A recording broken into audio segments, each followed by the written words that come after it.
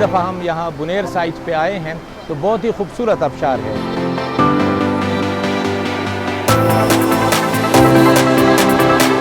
अपने दोस्तों के साथ सैर व तफरीह के लिए निकलता हूँ। चंद दिन पहले इस आबशार के बारे में सुना तो दोस्तों ने फ़ैसला किया कि इस आबशार का विज़िट किया जाए।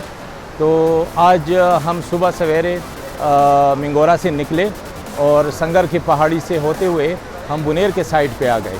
तकरीबन 2-2.5 घंटे हमारी गाड़ी में लगे। आगे गोकन से होते हुए मानियारी पहुँचे। मानियारी से आगे हम जो है शोधरा पहुँचे कि पार्किंग था।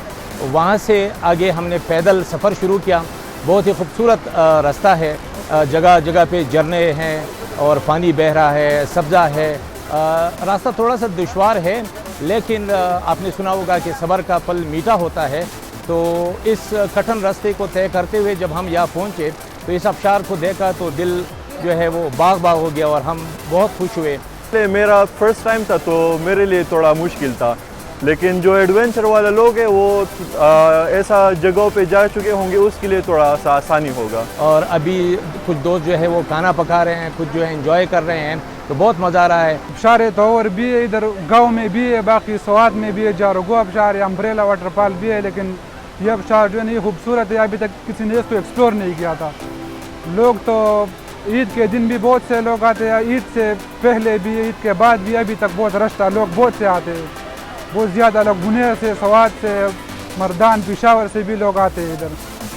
मशवरा मैं ये दूंगा शॉर्ट्स पहने इधर के लिए, क्योंकि इधर बहुत पानी है। तो मेरे जैसे मैंने कपड़े पहने थे तो भीगे गीले हो गए। तो मैं ये रिकमेंड करूंगा कि पानी ले आए, क्योंकि ट्रैक बहुत लंबा है। और थोड़ा शॉर्ट्स मोर्ट्स ले आए, अगर पिक्चर फिर खींचना हो तो वो फिर चेंज कर सकते हैं, क्योंकि वो गीले होंगे।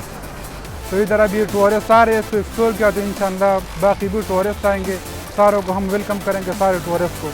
मैं अपने तमाम साथियों से और जो टूरिस्ट हज़रात हैं उनसे मैं रिक्वेस्ट करता हूँ कि इस जगह को ज़रूर देखें, क्योंकि बहुत ही खूबसूरत जगह है।